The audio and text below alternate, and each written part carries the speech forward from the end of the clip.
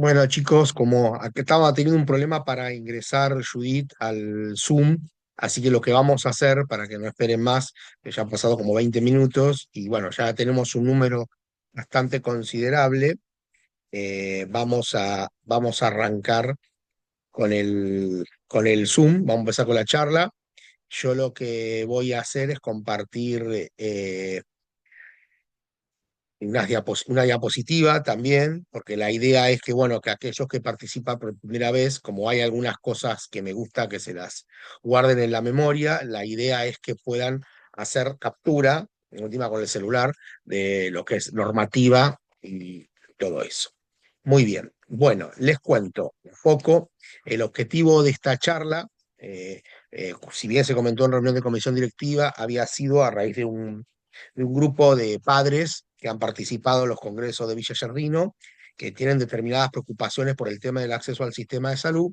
Lo que decidimos hacer fue una nueva charla, ya que la del 14 de noviembre, para los que participaron, había sido solo limitada a lo que era diabetes en el entorno laboral, ya que el mensaje de la IDF era diabetes y el entorno laboral. Hoy lo que vamos a hacer es hablar de todo lo demás que había quedado afuera de esa charla y bueno, y un poco hablar un poco temas ya que estamos teniendo, lo que es de público conocimiento, que estamos teniendo problemas con la entrega de insumos y medicamentos. No es algo que esté pasando, desgraciadamente no es algo que esté pasando en un punto del país, está pasando en todo el país. Así que ya no es un tema que antes podía tener una provincia, podía tener una ciudad, podía tener una obra social. Hoy lo estamos teniendo bastante amplio el tema. Así que bueno, vamos a un poco también hablar de eso, que se puede hacer desde el afiliado, porque más allá de las acciones que pueda tomar la federación y las asociaciones en cada provincia, cosa que también invitamos a hacer, también los pacientes tenemos que de nuestro lado, aunque ya tenemos mil cosas por hacer mil una que son los reclamos. Me voy a meter a compartir. Ustedes tienen que tenerme paciencia porque el que con la tecnología es malo, como soy yo, tiene que tenerme paciencia.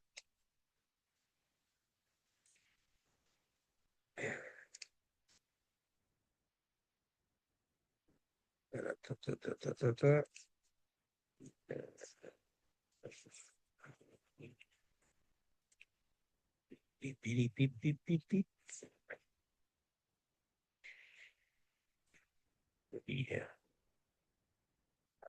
charla, charla, charla.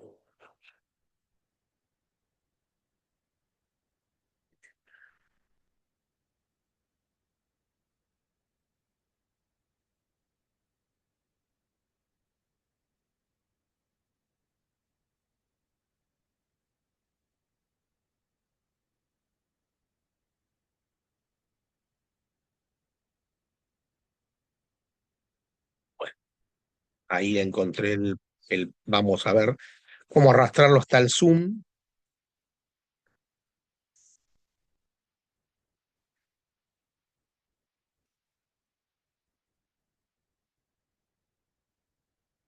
A ver si lo estamos compartiendo. Y ahora voy a tratar de ponerlo completo. Creo que ahí se ve, ¿no? Ahí está, gracias Lili. Bueno, como decía, la charla de hoy es el marco legal en diabetes, lo que tenemos que saber para protegernos. Bien, un poco les muestro lo que sería la hoja de ruta, que es todos los antecedentes de legislación argentina, la ley que tenemos actualmente, que es la que se sancionó allá por 1989, actualizada en 2013 por la 26914, la cual amplió más cobertura. Y después tenemos los decretos, por eso digo esto está bueno para hacer una foto, los decretos 1286 de 2014 como la resolución ministerial 2091 de 2025. Esta resolución ministerial, como he comentado otras veces, es actualización al mes de julio de este año.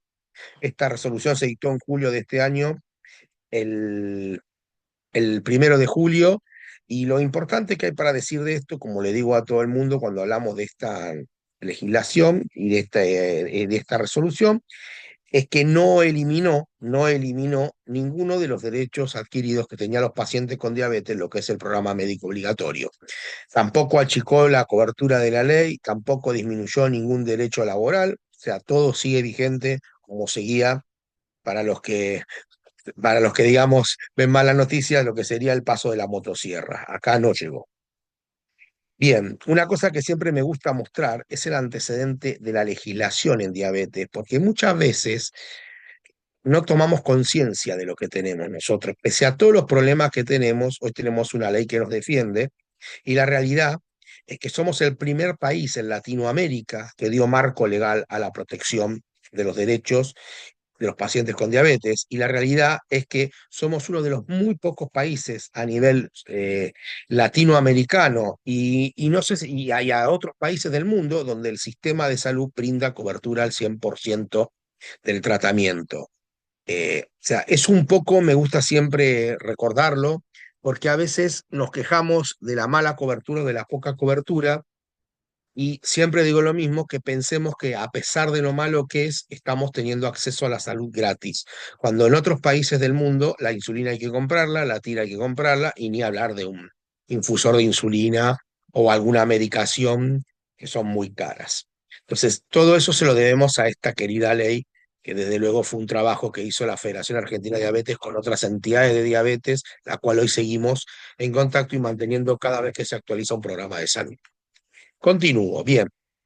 Esta ley lo que le da, para aquellos que no saben, le da competencia al Ministerio de Salud a nivel nacional y es el que debe coordinar con las demás autoridades de la República para la planificación de acciones y también los medios terapéuticos, todo lo que es tratamiento y el control evolutivo de la enfermedad. O sea, es decir, el Ministerio de Salud de la Nación, de alguna forma, es el coordinador general de todo lo que pasa en la Argentina. Por eso siempre, obviamente, cuando hay un problema en una provincia, obviamente, yo siempre digo, bueno, primero tenemos que pelear dentro de la provincia. Si de la provincia tenemos un no, obviamente luego tendremos que ir al Ministerio de Salud. ¿Por qué? Porque la diferencia que hay con el tema provincial y salud es lo siguiente. A nivel provincial, yo puedo pelear al Ministerio de Salud cuando tengo el problema con una obra social nacional. Por ejemplo, las obras sociales sindicales, por ejemplo, son todas obras sociales nacionales, salvo que sea una obra social que solamente radique en una provincia, que hay unas muy pequeñitas que lo están. O si no, las prepagas, toda prepaga que sea a nivel nacional, esas también van a tener alcance nacional por el ministerio. Entonces, si estas incumplen un tratamiento en un paciente con diabetes o no están entregando como corresponde, obviamente la potestad y la autoridad, digamos, fuerte para reclamar es el Ministerio de Salud de la Nación. Es por eso, bueno, un poco que desde la federación, nosotros con las otras entidades que nombraba antes, que estuvieron con la federación, se hizo como una solicitada y manifestar una preocupación por el incumplimiento. ¿Por qué? Estamos teniendo problemas con la cobertura y lo que nos está pasando es que estamos teniendo un ministerio y una superintendencia de servicios de salud que debería controlar, que justamente está haciendo oídos sordos. Ahora bien, ¿por qué cuento esto? Porque ¿qué es lo que pasa? Las provincias, precisamente, no están teniendo lo que se dice en las obras sociales provinciales, no están entregando tampoco los insumos como está pasando en las nacionales. Pero en ese caso, ¿qué pasa? Cada provincia tiene un presupuesto que es de la provincia. O sea, por ejemplo, Entre Ríos Yosper, Río Negro IPROS, Córdoba APROS, Buenos Aires IOMA, Capital Federal OSBA, es decir, todas las provincias y la ciudad autónoma de Buenos Aires, todas tienen su obra social. Y es decir, y esa obra social va a depender de los recursos que le da la provincia o en su defecto la ciudad autónoma de Buenos Aires. No dependen de salud nacional. Entonces, cuando se hablan de los reintegros y los famosos coberturas por subsidio que da el Estado Nacional, en el caso de las provinciales, el Estado no llega. Es un conflicto realmente provincial, que ahí es donde tenemos la precariedad muchas veces. Si tenemos una provincia con problemas económicos o por ahí está haciendo mal las cosas, la provincia, vamos a tener problemas con el tema de la obra social.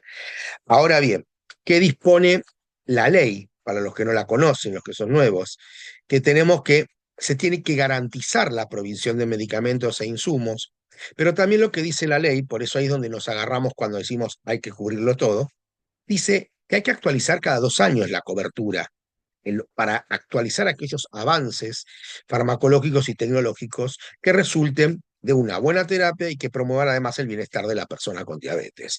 Por ejemplo, en este caso, lo que dice la ley, que esto se actualiza cada 2 años, y bueno, hemos tenido por primera vez, desde que existe la última actualización de la ley 2013, que se cumple con lo que dice este artículo. Parece una cosa increíble, ¿no? Que en esta época alguien cumpla con la ley, porque la primera actualización de la ley se hizo recién en 2018, estamos hablando 5 años después de que se publicó esta ley, y la segunda actualización se hizo en 2022. Es decir, hemos tenido periodos de 4 años para que la ley se actualice. Si bien la última actualización solo, llamémosle, hizo una reforma a lo que serían los dispositivos de control de glucemia, no agregó más nada, pero tampoco sacó nada.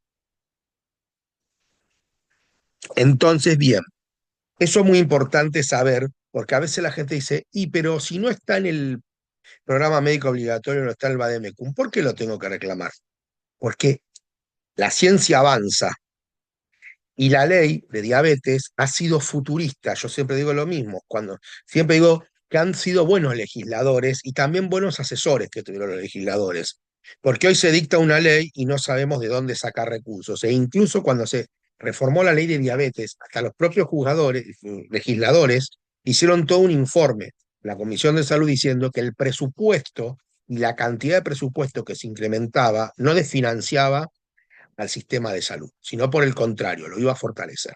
Y bueno, y fíjense que hoy somos la única entidad, no digo la entidad, digo la única patología, la diabetes, que tiene una ley a nivel nacional y que tiene una ley con cobertura al 100%, cuando otras normativas, y doy un ejemplo, pacientes oncológicos, la ley oncológica no se reforma desde el año 1989. Estamos hablando de una normativa que no se actualizó en más de 30 años, cuando nosotros estamos ahí, taca, taca, taca, machacando la papa y pidiendo lo que nos corresponde. Muy bien. Este decreto que ven a continuación habla de lo que sería que tienen que garantizar medicamentos y los reactivos para lo que es el autocontrol. ¿Por qué cuento todo esto? Porque es muy importante para que entendamos un poco cómo es la caja esta de salud. Porque, por ejemplo, seguridad social, medicina privada y los pacientes que carecen de la cobertura privada van a tener diferentes cajas de servicio de salud, pero todos tienen una caja y cada una va a su lado. Esto me gusta un poco explicarlo para que entendamos por qué cada sistema es diferente y no son todos iguales. Podríamos estar hablando ahora de por qué es diferente, pero lo que pasa es que eso tiene que ver un poco con la autonomía de las provincias y de la ciudad de Buenos Aires, y tiene que ver también con lo que es la delegación nacional a las serias jurisdicciones provinciales. Bien, lo que sí tiene importante para aclarar, que esto lo paso muy por arriba porque no la mayoría de nosotros tenemos bastante educación en diabetes y creo que esto va más al profesional en diabetes, el educador, que se incorporó hace 2 años y pico atrás lo que sería el educador en diabetes. Es decir, antes no existía. Entonces se incorporó a lo que es el programa médico obligatorio la educación en diabetes para el autocuidado y manejo del tratamiento del paciente. Es decir, que una persona requiere educación diabetológica, va al educador y la cobertura médica se lo tiene que cubrir. En el ámbito estatal, eso es un poco más difícil. ¿Por qué? Porque justamente, si bien en los hospitales tenemos médicos y nutricionistas que son educadores en diabetes, estos precisamente no van a estar, no tienen ese espacio en el hospital para poder hacer una educación al paciente. Hay médicos y hay hospitales donde ellos mismos, por su parte, deciden hacer lo que son las charlas mensuales en educación diabetológica, entonces un poco cumplirían con la normativa de brindar una educación diabetológica. Lo bueno estaría que sea por paciente, pero bueno, como todos sabemos, el sistema de salud está colapsado y el sistema público sobre todo, en la realidad no hay disponibilidad, o sea, si ponemos al médico a que eduque al paciente de forma individual, vamos a tener un montón de pacientes que no van a tener médicos que los atiendan, porque se están ocupando de otra cosa. Entonces, bueno, lo importante es lograr desde nosotros instrumentar que por lo menos los hospitales tengan una charla a los pacientes o algo y poder aplicar la educación diabetológica. Bien, un tema que lo paso por arriba porque tocó en la charla anterior, lo que decíamos antes, que el tener diabetes no genera impedimento para el ámbito laboral, ni en el ámbito público, ni en el privado, y si se lo desconoce así, es un acto discriminatorio.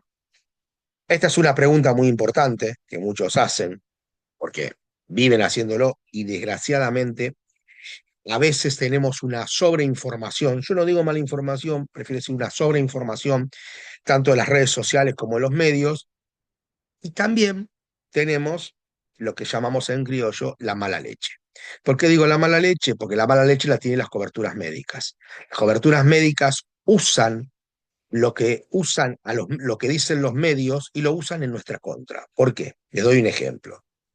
Bajan la cantidad de tiras reactivas al paciente, cuando el paciente va y reclama y se va con la ley, le contestan, no, lo que pasa es que salió una normativa a raíz de la ley de bases que derogó el PMO. Después uno dice, no, salió una ley, ahora por suerte las facultades delegadas se terminaron, pero hasta el 8 de julio se la pasaban diciendo que había salido un decreto de Sturzenegger que había derogado el sistema de salud. Nuestra ley no puede derogarse con un decreto. Eso es algo que tienen que entender. Es una ley del Congreso, es una ley de orden público y es una ley que tiene los 2/3 de la Cámara de Diputados por aprobado. Es decir, necesitamos 2/3 para derogar la ley. Tampoco podemos derogar una ley porque estamos quitando un derecho. No se pueden derogar derechos, se pueden modificar, se pueden mejorar o se pueden igualar, pero no se pueden derogar. Si eso llegara a pasar, hay mecanismos para impedirlo. No solo son los diputados, tenemos la justicia y tenemos también los ámbitos internacionales. ¿Por qué digo todo esto? Porque a mí como profesional me indigna un poco que vayan y le digan a una persona, un Juan de los Palotes, le diga, no, esto se derogó y la persona obviamente no lo sabe. O sea, el paciente, primero que no lo sabe, y segundo, no conocemos cómo es el sistema normativo o cómo es el sistema de sanción del Congreso. Y para qué hay una ley del Congreso y por qué es más importante que un decreto. Por eso lo tenemos que tener en cuenta para estar tranquilos siempre. Y si eso llegara a pasar, entérense por los canales que son de confianza, que somos nosotros o otras entidades de pacientes, pero no nos dejemos llevar por el canto de las sirenas. Bien, un poco tener en cuenta lo que son las cantidades que dice el PMO, porque también es verdad que tenemos determinadas cantidades que a veces la gente desconoce, conoce a medias o quiere conocer. ¿Cómo nos damos? ¿Cómo es el tema de cantidades? Esto abarca mucho al sistema público y al sistema privado. ¿Cómo es el tema de las cantidades? Fíjense que el tema de las cantidades se maneja en un número de personas, o sea, esto es un trabajo que se hace todos los años. O sea, esto lo hacen los jefes de los programas, los médicos que participan en los programas de diabetes a nivel provincial, nacional o a nivel regional. Y obviamente se busca un número estipulado de gente que en la mayoría va a usar el mismo tratamiento. Por eso vamos a encontrar posiblemente que en un sistema público de salud, donde como decíamos, la frazada es corta y no llega a tapar todo, tenemos que administrar el calor de la frazada, obviamente va a buscar comprar una insulina NPH, una insulina corriente, quizás en algunos casos no haya lapiceras y haya jeringas. Entonces, es decir, pero lo que busca es este parámetro, es decir, bueno, démosle insulina a todos los pacientes y no tener la mitad de los pacientes con insulinas de última generación y la otra mitad sin medicación.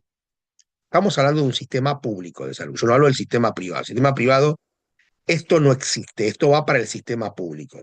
Lo que sí el sistema público tiene que garantizar es que a mí como paciente no me falte nunca la insulina. Yo tengo que tener siempre una insulina NPH y una insulina corriente. Si tengo insulinas de otro tipo de ADNs, no hay ningún problema. Pero si yo mínimo tengo que tener garantizado la insulina corriente, la insulina NPH en nuestros casos, y la cantidad de tiras, y las agujas y las lancetas para pinchar los dedos. Después discutimos, según la provincia, según la jurisdicción, otras van a dar otros beneficios, como por ejemplo los sensores de glucemia de monitoreo continuo, o por ejemplo, en algunos casos hasta podría pasar que haya una bomba de insulina. Es decir, pero todos los tratamientos van a ser conforme al presupuesto que tiene el hospital o la provincia. ¿Por qué cuento esto? Porque la gente dice, bueno, pero eso depende de la nación. No, el único hospital que depende a nivel nacional es el Hospital Posadas de la provincia de Buenos Aires. Los demás hospitales son provinciales, no son. O sea, el único hospital que le responde el gobierno nacional y el Ministerio de Salud de la Nación es el Posadas. Los demás hospitales son todos hospitales regionales o municipales o provinciales.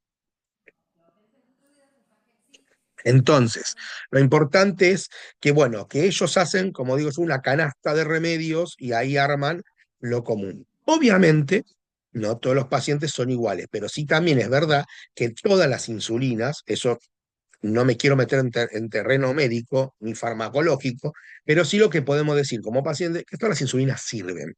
Y si alguna insulina, por algún tema que el paciente tenga, un problema alérgico, lo que sea, ahí es donde el médico pedirá otro tipo de insulina para que el paciente lo use.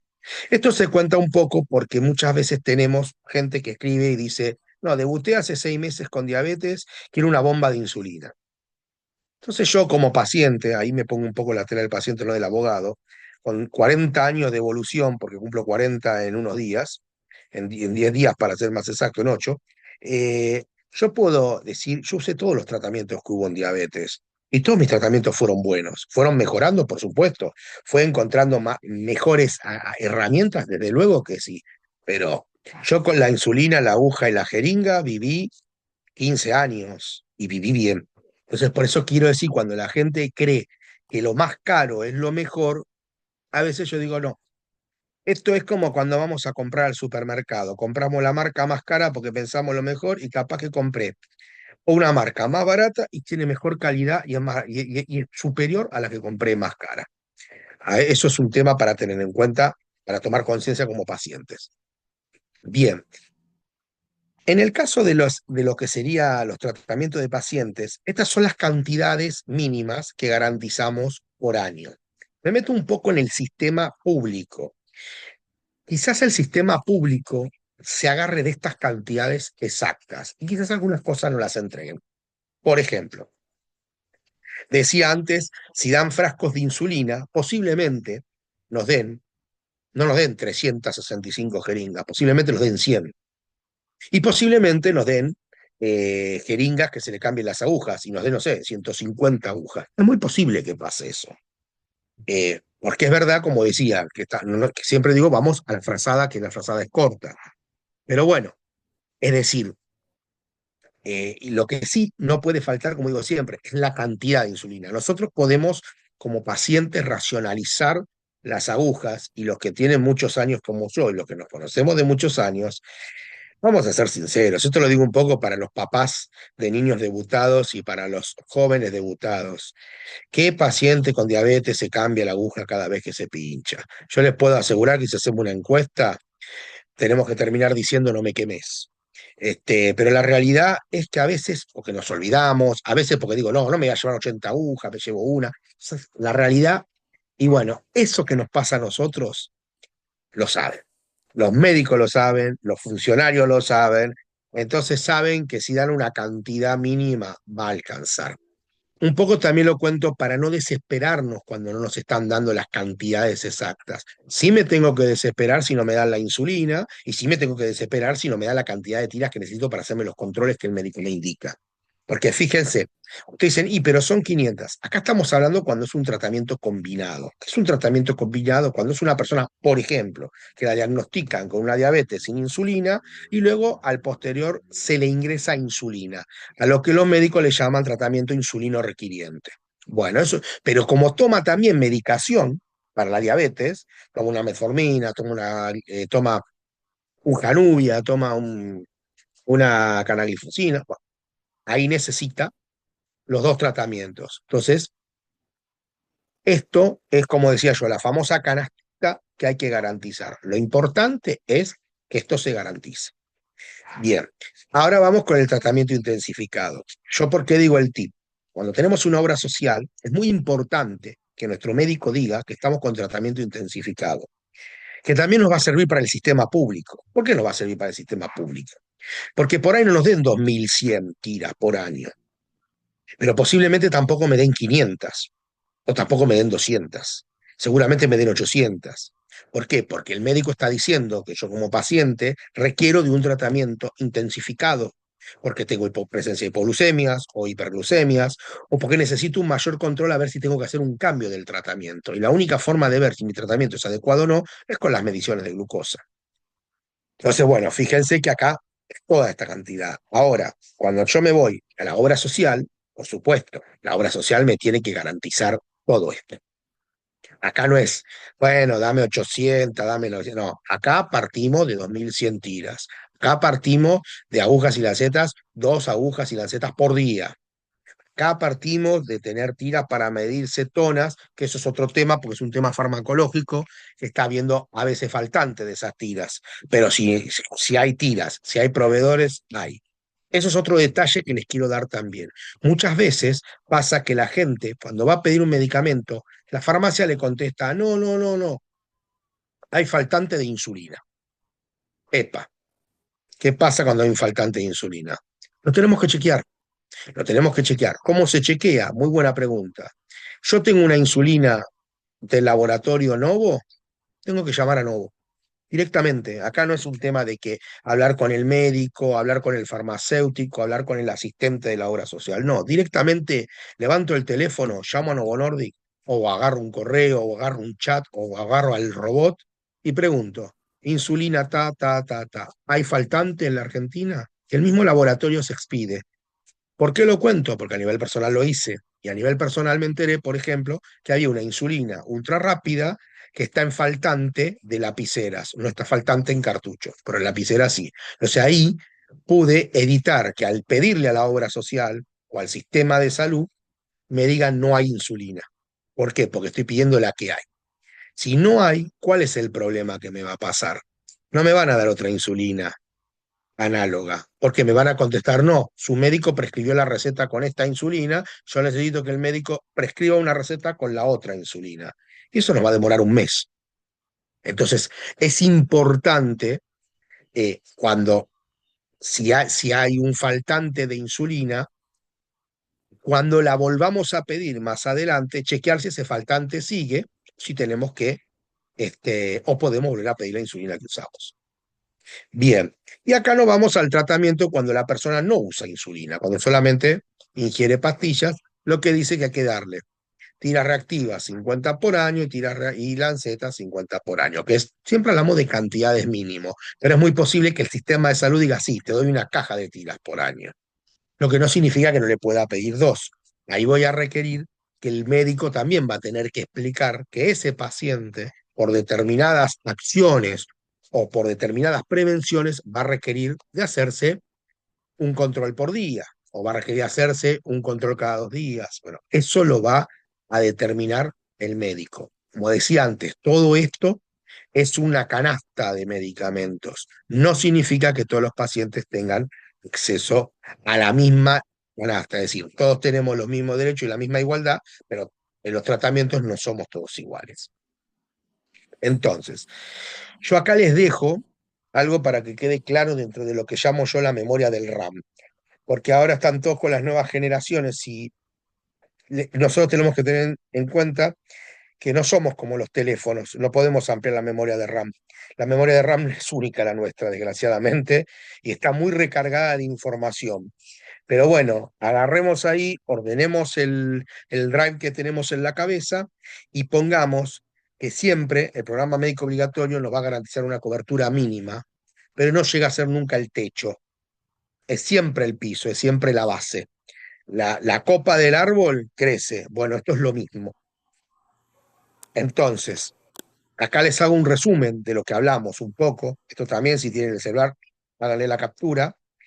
y lo que decimos, tenemos una ley vigente, que es la 23753, que la misma se reformó por la 26914, y que hay un PMO vigente a la actualidad, que fue la resolución 2091 del 25, la cual fue salida del Ministerio de Salud. Tenemos coberturas de monitoreo continuo para las coberturas médicas privadas, pero tenemos cobertura al 100% en insumos y medicamentos en todas las coberturas públicas. El monitoreo continuo, si alguna provincia o alguna obra social, perdón, o algún sistema público de salud, porque las obras sociales, si bien son públicas, son privadas también, es decir, por más, si tiene o no tiene presupuesto la provincia no importa, la obra social tiene que cumplir a nivel que una obra social privada, eso lo tendrá que resolver la provincia, pero todo se tiene que cumplir y todo se tiene que cumplir con la prescripción médica. Si el médico me pide una medicación, no la pueden cambiar de oficio, no pueden prohibir una medicación. Y es muy importante también en cuenta que si cuenta con un servicio de educación diabetológica, el servicio hoy es gratis, no se debe pagar. O sea, más que nada el que va al uso privado, en el sistema público, como contaba antes, no lo vamos a tener al educador en la oficina que nos atienda, lo va a hacer quizás de alguna forma más amplia, como charlas o reuniones, un poco parecido a lo que estamos haciendo hoy. Bueno, si bien acá termina lo mío, o sea, acá les dejo lo que es los datos del Comité de Asuntos Legales, a los que lo necesitan y a los que no me conocen, tenerlo, ahí tenemos el mail de legales, la página web, y obviamente quien está acá es quien les habla. Un poco lo quería hacer justamente eh, ¿cómo es? Para que conozcan cómo es la situación, y bueno, y ahora sí, desde luego, podemos abrir eh, a las preguntas. Quiero ver si puedo salir, dejar de compartir. Si lo puedo hacer, con gusto, sería muy feliz. Pero bueno, entiéndanme que yo, como dije, soy el dinosaurio acá. Pero bueno, voy a poder. Taca, taca, taca.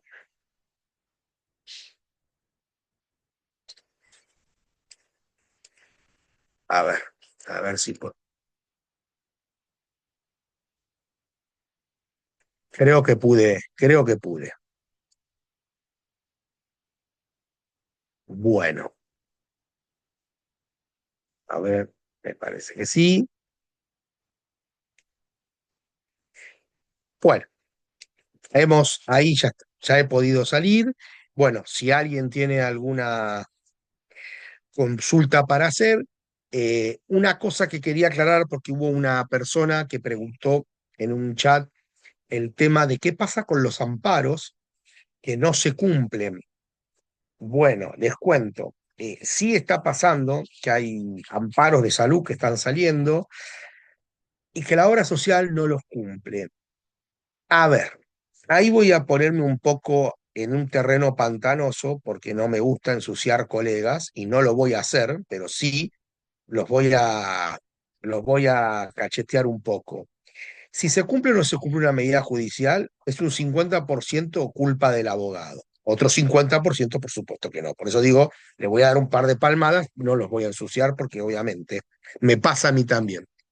Hay obras sociales que es verdad, que no lo acatan el fallo, que miran para otro lado, hacen oídos sordos, pero la realidad es que va a depender mucho, obviamente, de la persistencia del abogado en eso. O sea, tenemos que taladrar, presentar escrito, pin, pin, pin y darle con todo.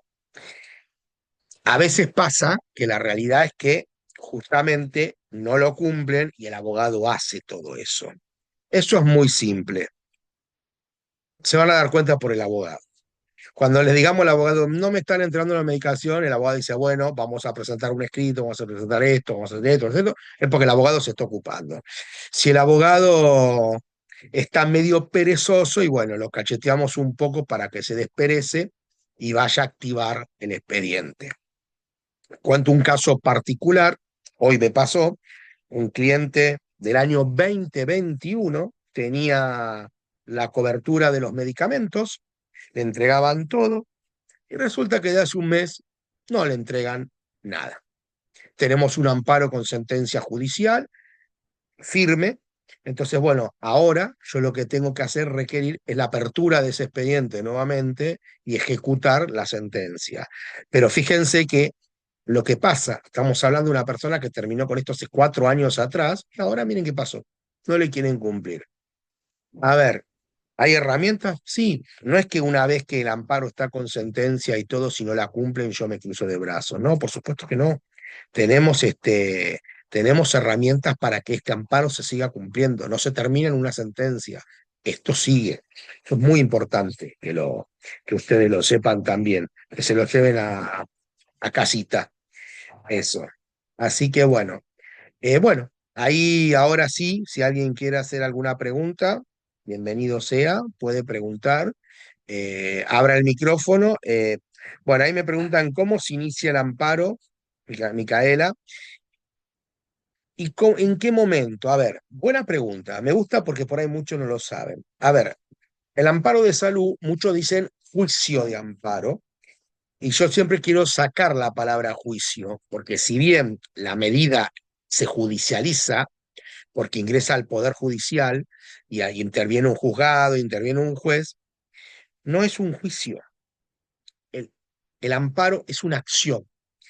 Nosotros tenemos, nosotros tenemos un sistema donde cuando se viola un derecho, como es tanto los derechos a la salud, a la ecología, o también tenemos la violación a nuestros derechos. O sea, habrán escuchado muchas veces hablar de lo que es el habeas corpus, que fue muy famoso en la época de la dictadura, o sea, que son las garantías que da la Constitución. Y bueno, está el habeas corpus, está el habeas data y también está el amparo. El amparo aplica tanto a fenómenos de salud, como también a situaciones como ser la ecología, y como cuando se viola una ley a nivel nacional, como por ejemplo, para los que recuerdan que son más grandes, lo que pasó en el 2001, cuando se estableció el corralito financiero. Lo que se violaba en ese momento era el derecho a la propiedad y el derecho a los depósitos bancarios. Entonces, obviamente, ahí también intervino la figura del amparo. Gracias a esa figura del amparo, desgraciadamente para los que somos pacientes, nos perjudicó la historia porque colapsaron todos los tribunales. ¿Y qué pasó? Cuando antes un amparo salía en 48 horas, pasamos a tener amparos que demoran 3 meses, 4 y 6. ¿Por qué? Porque los juzgados quedaron sobredimensionados en expedientes. Y desgraciadamente eso genera una, un cuello de botella y ya está. De eso no salimos más. Así que hay que tener paciencia. Ahora, ¿cuándo iniciamos el amparo? Como preguntaba acá Micaela. Vos primero, Micaela, lo que vas a tener, el primer obstáculo, la primera señal para pensar en un amparo es que no te empiecen a entregar los insumos. Cuando vos no te entregan los insumos o no te entregan la cantidad necesaria de insumos o te bajan la cantidad de insumos, lo primero que vas a hacer es reclamarles a ellos. Obviamente, el reclamo puede tener diferentes salidas. Una puede ser que te contesten como decía yo antes, la ley de bases derogó la ley de diabetes, o te puede tocar también, puede pasar que no te contesten, puede pasar que no te atienden el teléfono, o cuando vayas a la oficina no te quieren atender, o puede pasar que se te rían en la cara, ¿qué ha pasado? Todo eso puede pasar, ese mundo existe. Bueno, a partir de ese mundo, yo empiezo con lo que se llama el preaviso, que es justamente una carta documento, que ahí estaba leyendo que había una persona en el chat que decía que había mandado carta documento y no le querían cotizar un plan, por ejemplo. Bueno, eso, lo de la carta documento, cuando preguntamos la respuesta de la carta documento no puede tardar una semana. A mí si en una semana, yo le doy 48 horas siempre, 24, 48 horas. Si en 24, 48 horas yo no tengo respuesta, soy más flexible, le doy una semana directo. Si yo en una semana no tuve ninguna respuesta, a mí me está habilitando inmediatamente para iniciar una acción de amparo. Ahora bien, me voy en el caso de Micaela. Carta documento. No me la contestan, muy bien. Iniciamos una acción de amparo. Obviamente requerimos de un abogado.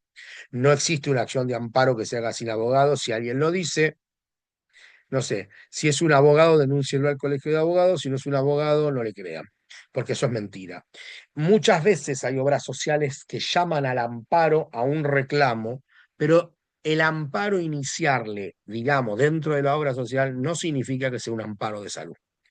Es una instancia que dan algunas obras sociales y también es una engaña pichanga que lo hacen para confundir al paciente. Porque después dice, hice un amparo y no me salió a favor. Me ha pasado. Que me han dicho, hice un amparo, no me salió a favor. Cuando estoy hurgando, resulta que el amparo era que resolvía un área de reclamos que tenía la obra social, o sea, algo totalmente nefasto, porque la realidad, ¿cómo va a tener un área de reclamos la obra social si tiene un auditor que es el que tiene que resolverlo? Eso no es, no es más, nada más ni nada menos que una instancia burocrática creada para confundir al paciente y para decirle, mira, quédate en el molde porque no puedes hacer nada. Bueno, eso no puede ser. Cuando iniciamos el amparo, obviamente esto cae en un juzgado. Pero ¿por qué cuento todo esto? Porque a veces nos pasa que la gente dice, no quiero iniciar un amparo porque tengo miedo que la judicialización me traiga consecuencias por parte de la obra social contra mi persona.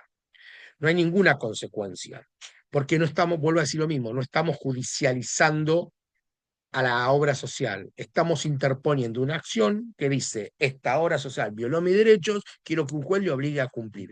El juez no la va a sancionar como obra social, no la va a sancionar jurídicamente, no va a hacer ninguna acción que perjudique al funcionamiento de la obra social y tampoco va a hacer ninguna acción que perjudique su continuidad como la misma. Es decir, no le hace nada colateral a la obra social, lo cual, como no le hace nada, la obra social no tiene legitimidad para accionar en mi contra por haberle hecho un amparo. ¿Por qué lo cuento eso? Porque muchas veces cuando la gente se enoja, ¿quién no se ha enojado? Yo me he enojado. Este, antes de recibirme de abogado y antes de dedicarme a esto, me enojaba y le decía cada cosa a la empleada que, bueno, mejor no puedo. No lo digo porque en ese momento lo considerábamos normal y sería violencia de género. Entonces no lo voy a decir. Pero bueno, esa violencia de género que yo practicaba y que más de uno ha practicado, eh, muchas veces tenemos miedo, nos contestan, ah, sí, bueno, abstenete a las consecuencias. Miren que si ustedes hacen un juicio, después nosotros le podemos hacer otro. Porque yo lo escuché de auditores médicos de las obras sociales, lo escuché de un tránsfuga, que no lo puedo nombrar porque si no tengo que comerme un juicio por daño moral y estar años en la justicia para defenderme de ese crápula. Pero ese señor decía, ustedes judicialicen la salud y después nosotros lo dejamos en la calle. Y olvídense de tener una insulina. Y obviamente, ¿qué paciente va a avanzar con un amparo si lo amenazan? Bueno, les cuento que hasta el día de hoy esas amenazas nunca avanzaron. Hubo gente que no le importó la amenaza, hubo gente que avanzó con un amparo y hubo gente que se lo ganó. Y esta persona tuvo, no apareció más. No es que le dijo, algún día te va a pasar algo. No, no apareció más. O sea, porque saben que no tiene consecuencias iniciar un amparo. Por eso lo cuento, porque muchas veces, como el caso de Micaela, que pregunta cómo se inicia un amparo, y ella lo habla desde el lado médico, porque ella es nutricionista y que está al lado del paciente. A mí me parece muy bárbaro que un médico lo sepa, que un nutricionista, que un profesor de educación física, que un asistente social lo sepa. ¿Por qué? Que una enfermera lo sepa. ¿Por qué? Porque a veces el paciente no tiene tanto vínculo con el médico y por ahí el médico no sabe que puede ir a hacer un amparo. Sí es importante que nuestro médico sepa que vamos a ir a hacer un amparo, porque el médico tiene que ser mi aliado. Si el médico me pide una insulina específica y no me la quieren dar y yo voy con el amparo, y no sé, y pido otra porque Juanita del grupo de diabetes tipo 1 me dijo, no, probá esta. No.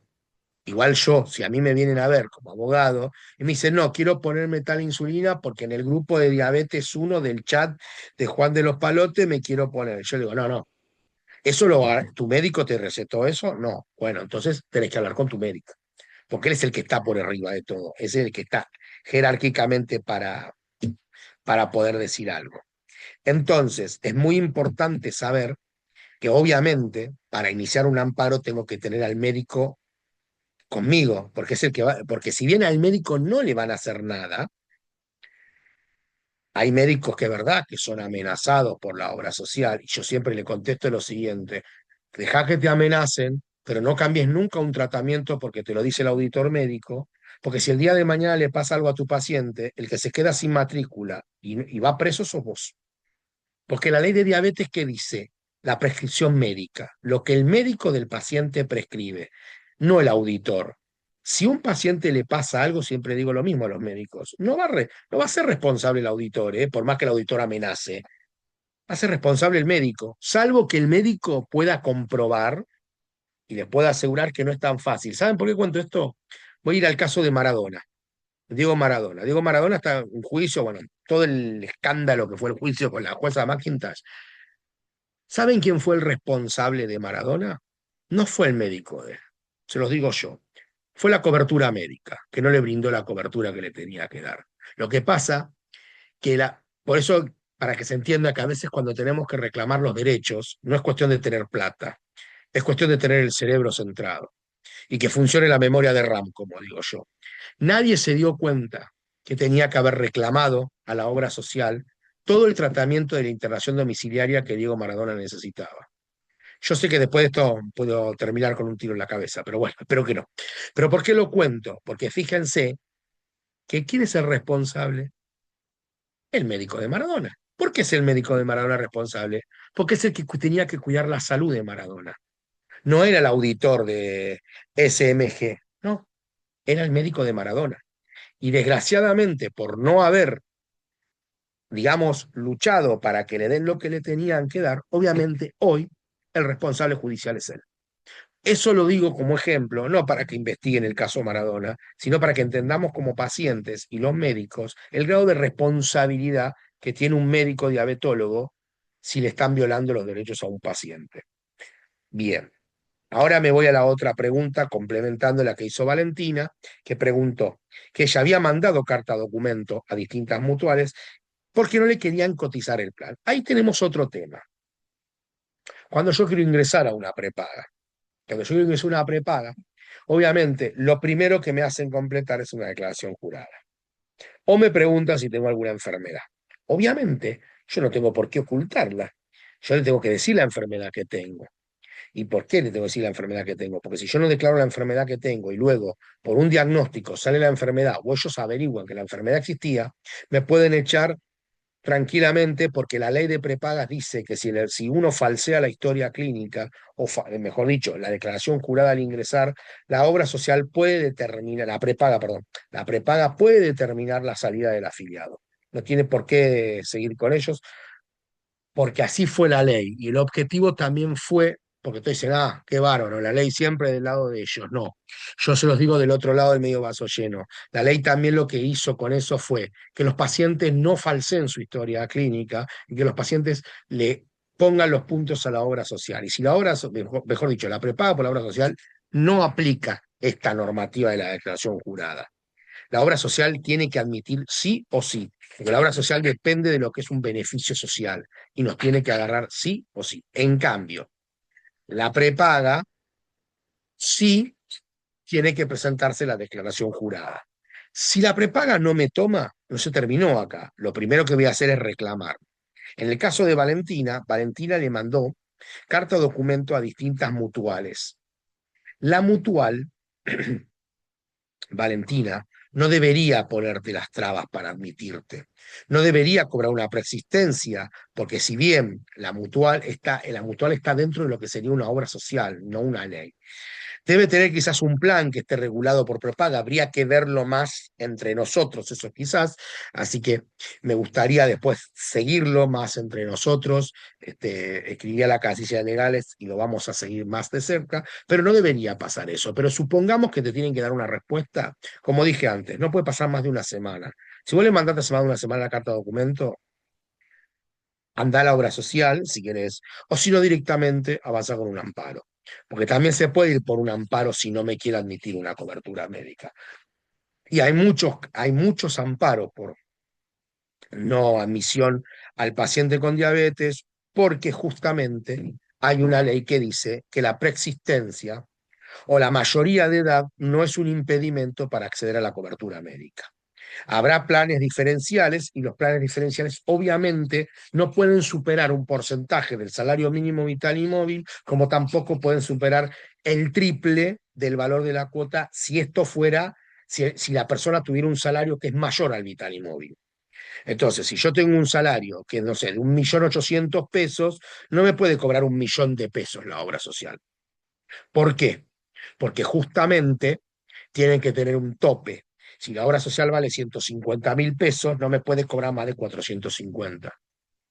Si yo estoy ganando, entonces ahí sí me pueden aplicar el triple. Si yo estoy ganando un porcentual del salario mínimo vital y móvil, no puede superar una cantidad del salario mínimo vital y móvil. Por eso es muy importante saberlo. ¿Por qué? Porque en ese caso lo que tengo que hacer es una denuncia a la Superintendencia de Salud de la cuota que me quieren cobrar para que la superintendencia establezca una regulación del valor. Y en caso de que no se acate el fallo de la superintendencia, lo que vamos a hacer ahí sí es ir por un amparo. O en su defecto, con el promesa. El promesa todavía no está funcionando, empezó con una prueba piloto, es una mediación, un programa, una mediación obligatoria que se puede hacer antes de recurrir a un amparo de salud. Y entonces, de esa forma, lo que vamos a poder hacer es si podemos, en ese caso, lo vamos a poder arreglar y eso va a tener una sentencia firme. Es como una, llamémosle, una mediación, como es en el Ministerio de Trabajo, cuando despiden a una persona que se hace el seclo. Bueno, es lo que acá sería una especie de seclo, pero en salud. Bien, tengo un mensaje. En una de las prepagas en las que presenté, Valentina me dice, me hicieron llenar la declaración jurada. Directamente en algunas me dijeron que no aceptaban con personas con diabetes y otras me pidieron datos para comunicarse y sigo esperando ese llamado. Bueno, Valentina, un poco lo que decía antes. No siempre te la hacen llenar, te lo preguntan directamente. Eh, claro, ¿ves? Swiss Medical le cotizó, escuchen, 1.500.000 la cuota. Cuando una persona, atente acá, sin la patología, pagaría 190.000. Vamos a redondear, supuestamente, a 200 el costo. Bueno, Valentina no debería pagar más de 600.000 pesos. Menos de la mitad tendría que pagar. Pero también esa ha hecho la denuncia a la superintendencia y la superintendencia debería regular, a mi cuestión personal, una cuota menor. Porque hay que ver también cuál es el salario que tiene Valentina. No se lo voy a preguntar, pero si Valentina tiene un salario que es, por ejemplo, inferior a 1.500.000, obviamente que si paga 600.000 pesos, está pagando más o menos un poco menos de la mitad de su salario. Y eso no puede ser. Porque si no embargamos una cuota alimentaria por la mitad de un salario, cuando hay cada crápula que no quiere pagarle los derechos a sus hijos, imagínense en el caso este. Es exactamente igual. Sí, bueno, a ver, ¿alguna pregunta más tenemos?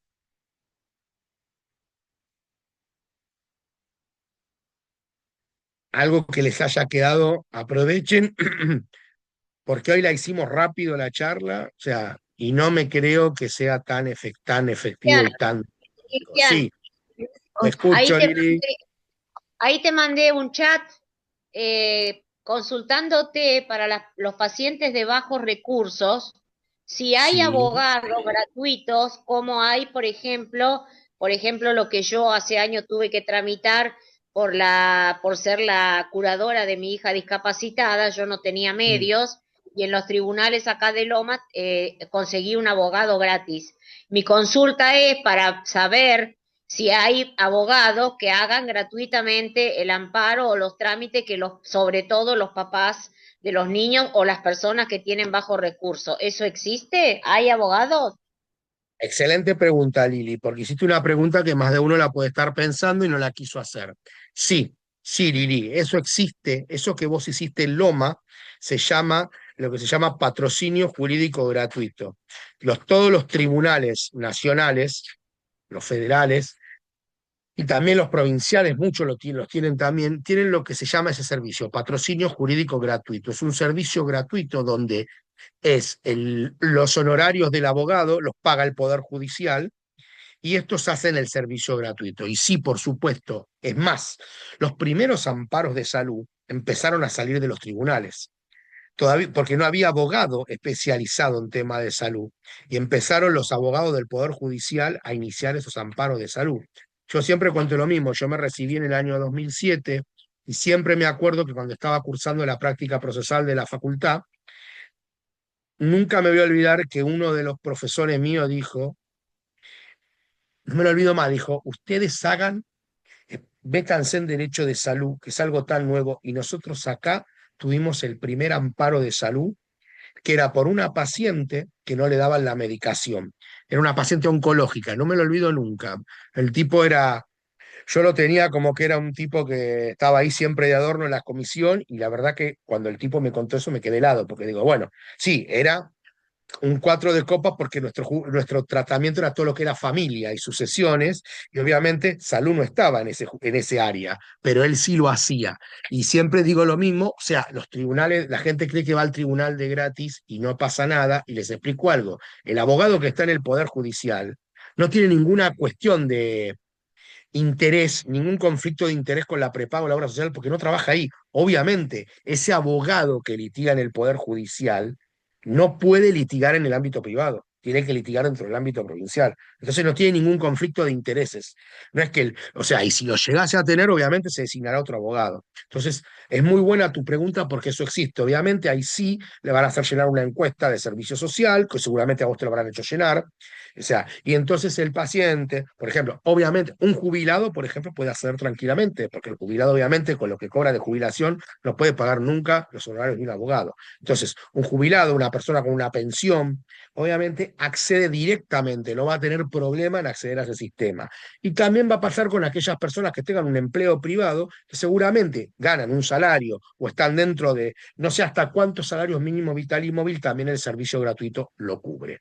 Así que muy buena tu pregunta porque no lo puse en las filminas, como decían antes, no lo puse en la diapositiva, así que bueno, llévense a su casa esa información también. Y obviamente, también si hay un problema en el sistema público, obviamente se puede recurrir a un amparo, no es solo para el sistema privado. Vuelvo a lo mismo, si no me entregan una insulina, como decía yo, una insulina, no estoy hablando no de una bomba, no estoy hablando de un sensor de glucosa, sino que estamos hablando de una insulina o de una tira, obviamente, si tengo que recurrir a la justicia, recurriré.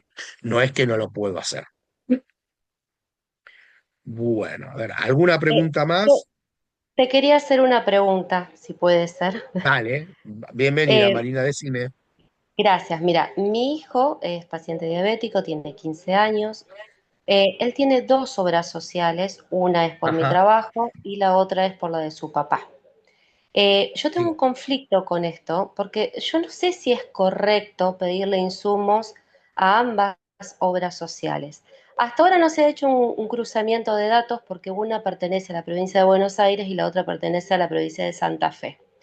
Yo he ujú, mantenido el pedir insumos porque lo que no me da una obra social me la da la otra.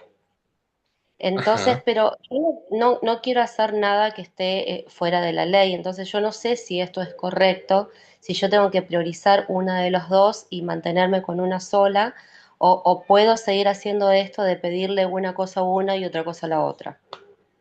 Bueno, yo te voy a contestar, te voy a dar dos respuestas. Te voy a dar la respuesta de abogado y después te voy a dar una respuesta como paciente. Y ambas son correctas, como digo yo. A ver, la realidad es que a nivel legal hay una normativa, sí hay una normativa que dice que vos no podés tener dos obras sociales. Pero ahí vamos a hacer como, ahí sí me pongo en el abogado del paciente. Echa la ley, echa la trampa.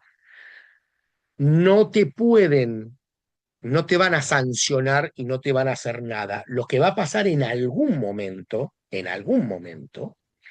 es que alguna de las dos, o la provincia de Buenos Aires, o sea, o IOMA o IAPOS, te van a decir, señora, usted tiene dos obras sociales, tiene que optar por una de estas dos.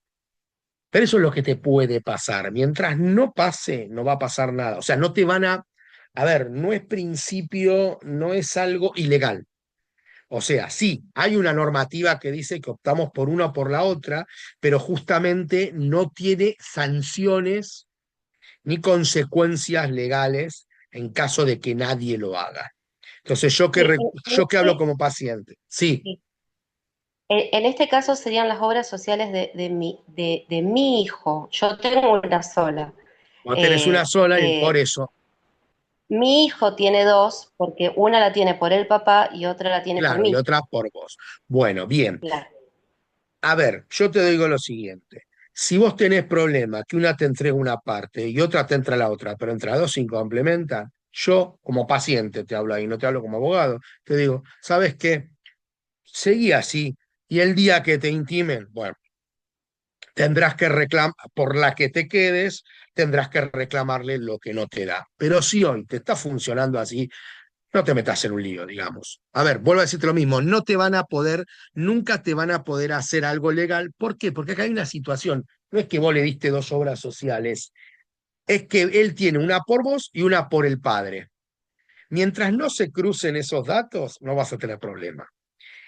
Y como la provincia de Buenos Aires en eso, como es un mundo paralelo, digo yo siempre, históricamente siempre fue bueno, desde la época de la Confederación hasta el día de hoy, siempre tuvimos un problema con Buenos Aires. Dudo que esos datos se puedan cruzar, o sea, en algún momento.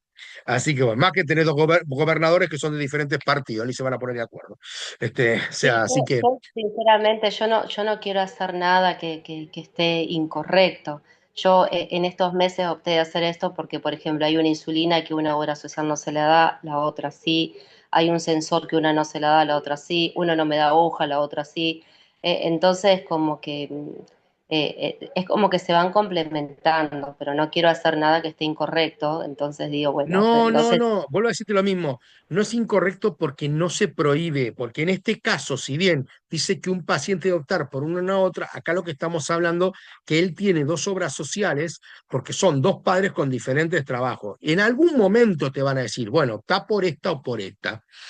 Yo no aconsejo que lo hagas ahora, ¿para qué? ¿Me entendés? Cuando te toque el momento, lo vas a tener que hacer y obviamente, seguramente ahí vas a tener que reclamar lo que no le cubre por la que escoja. Pero por ahora seguía así. Bueno, eh, ¿alguna otra pregunta? ¿Tenemos alguna pregunta?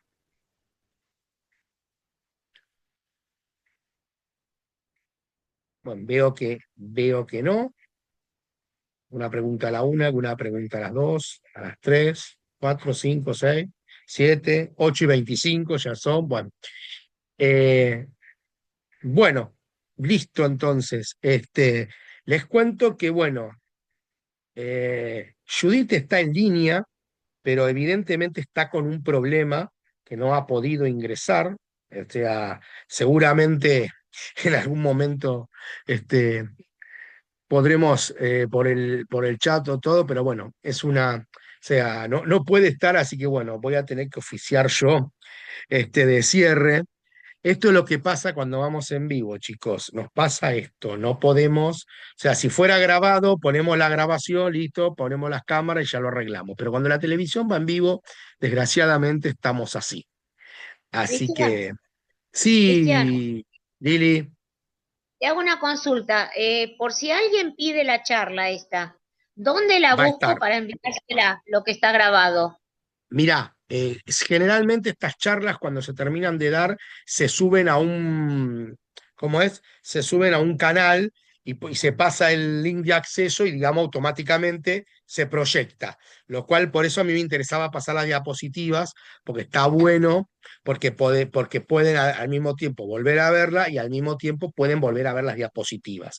Entonces, Ok, seguramente cuando se termine la charla, como fue la del 14 de noviembre, después hay un canal, es el canal, creo que es el, hablo desde mi desconocimiento, porque como yo soy abogado no técnico en computación, pero por lo que tengo entendido, está el canal de YouTube de la Federación Argentina de Diabetes y luego se ok, busca por ese canal y se la puede volver a ver, porque la idea es que estas charlas quedan grabadas, para eso las grabamos, se y al mismo difunde. tiempo también nos sirve para que aquella persona que hoy no pudo participar, o por ahí que se tuvo que ir antes por algún motivo, porque cuando empezó el chat éramos 29 personas, casi 30, ahora somos 21, bueno, esas 9 personas, si quisieron escuchar algo y se tuvieron que ir antes, puedan acceder.